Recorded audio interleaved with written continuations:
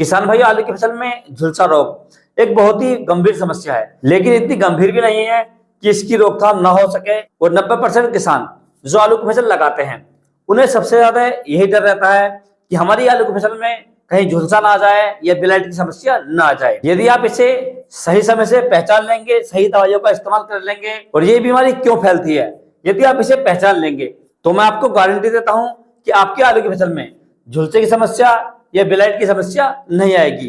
तो आज का हमारा यही टॉपिक रहेगा कि आलू की फसल में झुलसा रोग की रोकथाम कैसे करें।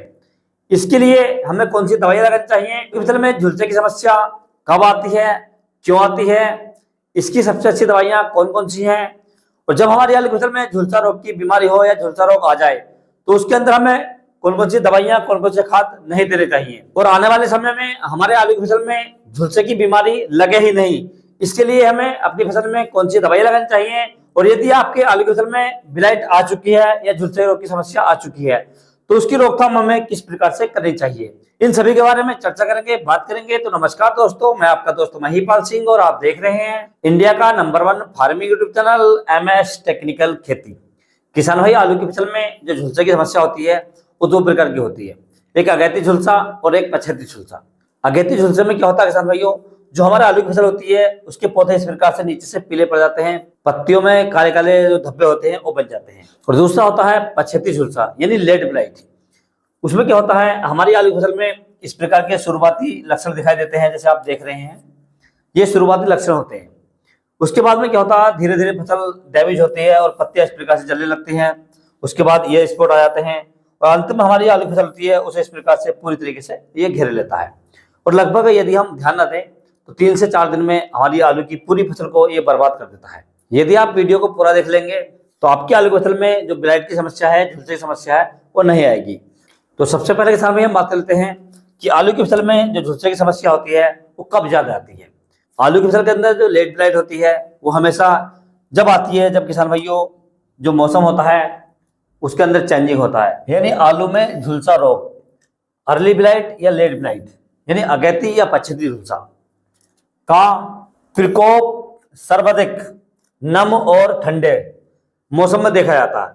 यानी किसान भाई जिस समय जो टेम्परेचर होता है वो 10 और 25 डिग्री सेल्सियस के बीच होता है, यानी 17 हो सकता है, 18 हो सकता है, 20 हो सकता है, 15 हो सकता है। जब वो टेम्परेचर इस कंडीशन में आता है और दिन के संबंध में धूप निकलती है, रात को ठंड ज्यादा होती है, और जो वातावरण में नमी होती है, जो ह्यूमिडिटी होती है, वो लगभग 80% से अधिक होती है, यानी 90% या 95% के आसपास होती है। तो उस समय क्या होता है, जो पत्तियां होती हैं उन पर जो नमी है वो बनी रहती है, जिससे यह फंगस जो ब्लाइट रोग होता है वो तेजी से फैलता है और फसल को भारी नुकसान पहुंचाता है।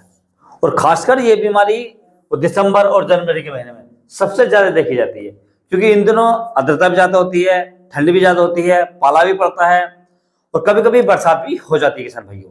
तो इस मौसम में जो ब्लाइट होती है, जो झुलसा रोग की समस्या होती है, वो सबसे ज्यादा देखी जाती है।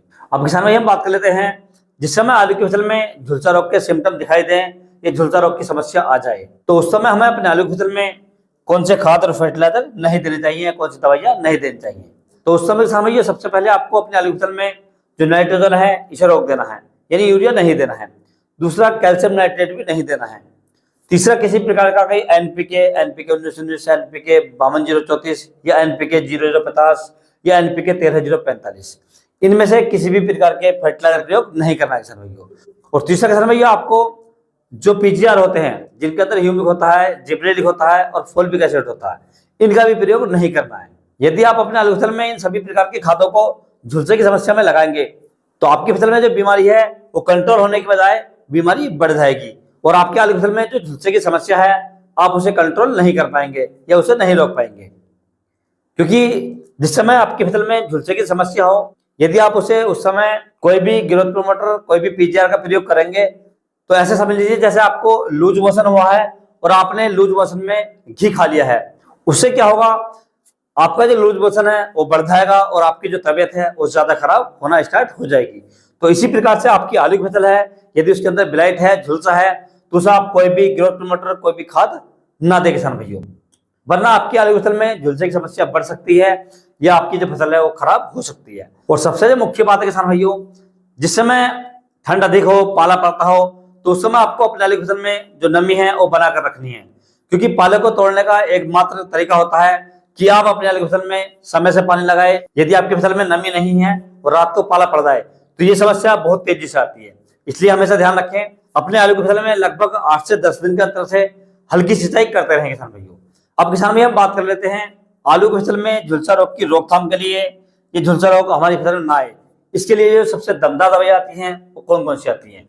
ये दवाई किसान भाई इस प्रकार की हैं, यदि आपकी फसल में झुलसा रोग की बीमारी को आने से रोकना चाहते हैं तो भी आप इसका इस्तेमाल कर सकते हैं। यदि आपकी फसल के अंदर झुलसे की समस्या आ गई है तो भी आप इस दवाई का इस्तेमाल कर सकते हैं। दोनों ही तरीके से काम करेगी और 101% काम करेगी किसान भाइयों। एकदम रामबाण दवाई है और यदि आप अच्छे तरीके से इस दवाई का इस्तेमाल अपने आलू की फसल में करेंगे तो बीमारी आएगी नहीं, और यदि आ गई है तो बीमारी 100% कंट्रोल हो जाएगी किसान भाइयों।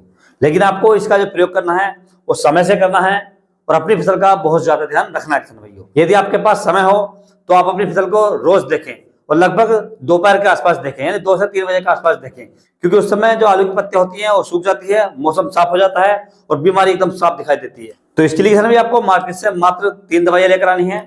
पहली दवाई किसान भाइयों कॉपर ऑक्सीक्लोराइड, जो 50% WP में आता है किसान भाइयों। कॉपर ऑक्सीक्लोराइड एक कॉन्टैक्ट फंगिसाइड है। कॉन्टैक्ट का मतलब होता है जिस पत्ती पर गिरेगा उस पर काम करेगा और जिस पर नहीं गिरेगा उस पर काम नहीं करेगा, तो इसे हम कहते हैं कॉन्टैक्ट फंगिसाइड। ये आलू की फसल के लिए झुलसा रोग में, जड़ गलन में और किसी प्रकार की भी ब्लाइट है उसमें बहुत ही अच्छा काम करता है। कॉपर ऑक्सीक्लोराइड की मात्रा की यदि बात करें तो आपको लगभग 400 से 500 ग्राम प्रति एकड़ लेना है किसान भाइयों।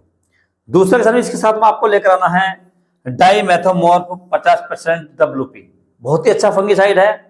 ये मार्केट के अंदर बहुत सारे नामों से आता है, जैसे आप एग्रोवेट के नाम से ले सकते हैं, और भी बहुत सारी कंपनियां देती हैं, काफी नामों से आपको मिल जाएगा। लेकिन आपको क्या करना है, जो मैंने आपको टैग लेके बताया है डाइमेथोमोर्फ 50% WP, केवल आपको ये याद रखना है।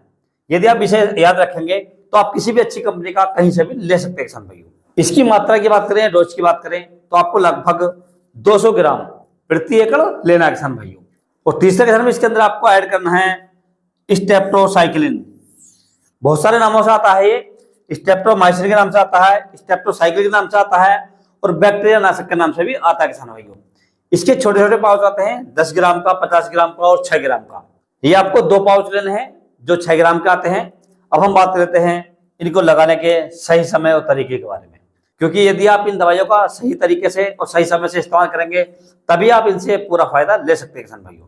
तो ये सारी दवाइयां आपको मार्केट से लेकर आनी है और मार्केट से लाने के बाद इन सभी का आपको अच्छे से घोल तैयार कर लेना है। घोल तैयार करने के बाद आपको अपने आलू की फसल में लगभग दोपहर के आसपास यानी 12 या 1 बजे के आसपास स्प्रे कर देना किसान भाइयों। स्प्रे करने के लिए आपको लगभग 150 लीटर पानी का इस्तेमाल करना है और जिस समय आप स्प्रे करें उस समय आपके आलू की फसल में पर्याप्त नमी होनी चाहिए और मौसम साफ हो किसान भाइयों। और साथ में चिपको का इस्तेमाल जरूर करें, यानी जो स्टिकर आता है सिलिकॉन वाला, इसका इस्तेमाल भी आप कर सकते हैं। तो इस प्रकार से किसान भैया आप अपने आलू की फसल में इन दवाइयों का प्रयोग करने के बाद में झुलसे की समस्या को आने से रोक सकते हैं। यदि आ गई है तो उसे आसानी से कंट्रोल कर सकते हैं किसान भाइयों।